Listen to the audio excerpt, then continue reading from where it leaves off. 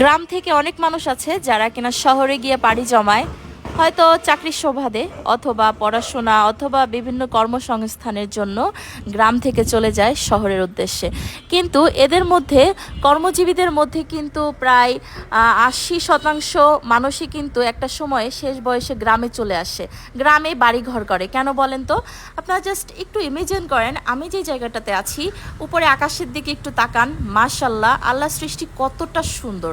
এবং আমার আশেপাশে দেখেন পরিবেশটা কতটা সুন্দর। এ পাশে আছে খাল এবং অন্য পাশে আছে বিল।